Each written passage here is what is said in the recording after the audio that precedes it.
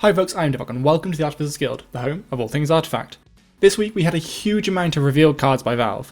With the experience we've gained so far, and all that we know, I've tried to put these into a top 10 list of my favourite and potentially the strongest of these reveals. Without further ado, let's get into the list. At number 10, I had to put one of these in somewhere. It's the Path of the Dreamer. Path of the Dreamer is a 3 mana green improvement, which, after you play a green card in that lane, give your tower +3 regeneration until the end of the round.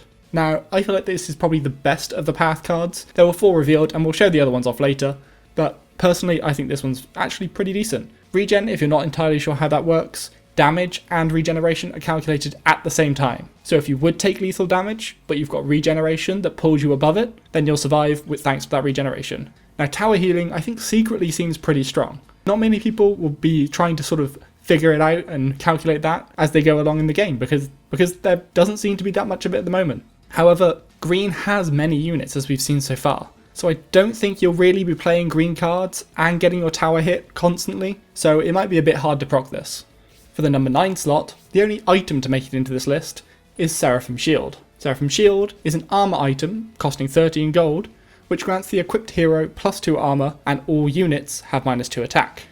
Now at 13 gold this is pretty pricey, but against a zoo or swarm type of deck, this is absolutely fantastic, because the likelihood is they're going to have a lot more units than you, so the value of this will be amazing. Even in a 1v1 hero fight though, this is a 4 damage swing, which can be the deciding factor. Of course, it does also cost 13 gold, for which you can easily buy things like Broadsword, which cost less. Against particular decks, this might force your opponent to overcommit resources just to remove the annoyance of the shield. But otherwise, it's not probably going to see too much play. It's more than likely going to be a secret shop pickup once in a while. At number 8, we have Slay, revealed by the one and only Swimstream. Slay is a 3 mana black card, which lets you condemn a creep. As the card art suggests, this is fantastic for taking down those gigantic beasts of the late game. You see here Phantom Assassin bearing down on one of those Thunderhide packs. Slay would honestly be higher, but with other cards like Pickoff having much more versatility, I just can't find myself putting it that high. Because it is just condemning a creep. If you go up against a control deck, for example, that doesn't have that many creeps, you're just going to be using it on melee creeps occasionally, and for 3 mana, that's not great value.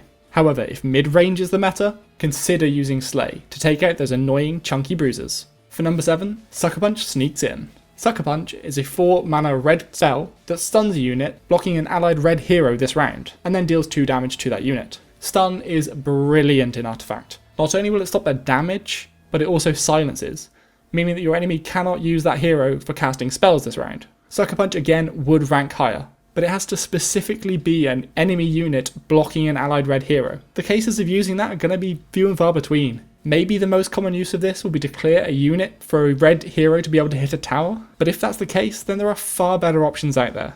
At number 6, we see Hipfire.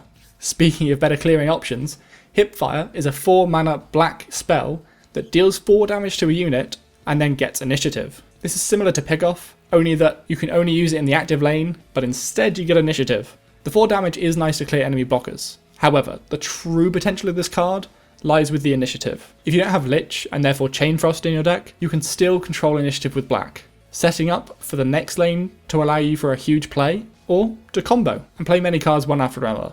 Moving into number 5, we see the Oath. While this is maybe a bit more of a personal attraction than actual strength, the Oath is a 3 mana black improvement that reads, you cannot play spells or creeps while this is active in a lane. If there is an allied black hero in this lane, allies have +4 attack. This seems very tricky to play. You can't use spells or creeps while it's active, so you kinda have to set up for it.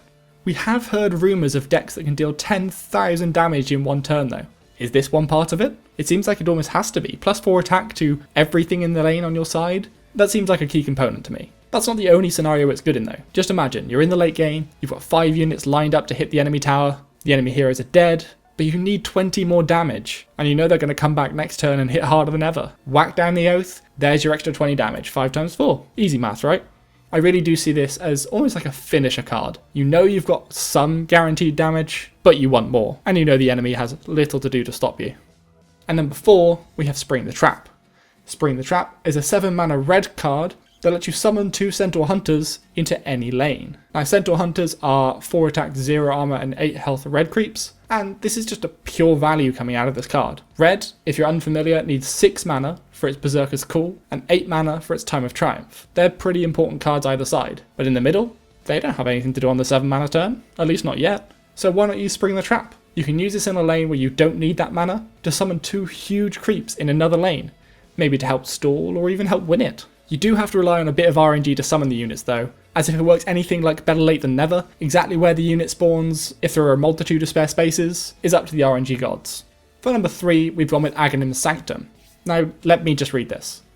Aghanim's Sanctum is a blue 4 mana improvement. Its ability is an active on a 1-turn cooldown, which fully restores your tower's mana. So, when this card was revealed, the community went a little nuts. We'd seen Satan Magician already, and this just seemed like an exponentially better version of it. However, after the storm had calmed down a bit, people began to figure that, while definitely strong, the uses for this card would be limited, especially in a game where initiative is so important, and combos don't seem all that prevalent. This is certainly good though, and definitely number 3 if not better. At number 2, we see Emissary of the Quorum. Emissary of the Quorum is an 8 mana green creep with 1 attack, 2 armor and 10 health, and an active ability on a 1-turn cooldown to modify allies with +2 attack and +2 health. So your green deck with loads of units has made it to mana turn 8, but doesn't quite have enough power to end the game, and you know the enemy will likely draw that annihilation they've been looking for next turn to clear your board. Well, buff your entire lane ready for that one last swing. This is definitely a great finisher card, but even with that being said, 10 health means the enemy needs to commit a lot just to kill this off. So it's just a ticking time bomb if they leave it there. Every single turn you get to add 2 attack to all of your allies, and 2 health of course, but the attack being the very scary factor. Definitely a fantastic card, and green decks that look to go wide will be using this to finish you off if you're not careful. Before we get into the number 1, let's just go through the rest of the honourable mentions, basically the other cards that were revealed this week. Altar of the Mad Moon, Centaur Hunters, which of course are spawned by Spring the Trap, Glyph of Confusion, Hellbear Crippler, Howling Mind, Iron Branch Protection, Ogre Corpse Tosser, Path of the Bold, Path of the Cunning, Path of the Wise, Ravenous Mass, Remote Detonation, and Roseleaf Wall. With those out of the way, finally we get on to today's winner. My number 1 card from this week's reveal is Unearthed Secrets. Unearthed Secrets is a 3 mana green improvement, which allows you to draw a card after the combat phase if your tower was dealt damage this round. While it may not sound as flashy as Emissary or Aghanim's Sanctum, it is far easier to get the value out of this card. Putting this in your quote-unquote dead lane guarantees an extra card every single turn, making your deck way more consistent overall, thus effectively making every deck you run stronger, right? And at 3 mana, if you draw just 1 of these in your starting hand, you are laughing. Even in a fairly balanced lane, this card will still draw you way more cards than its competitors, Foresight and Diabolic Revelation. Unearthed Secrets will certainly be a driving force of many green decks, allowing the person behind those cards to guarantee they have the answers they need to destroy you. So it is quite rightly my winner for this week. Which of this week's cards was your winner? And have any of the cards this week changed your mind about what you want to play? Let us know in the comments below. Every like and subscribe really helps us out, so I appreciate you continuing to smash those buttons.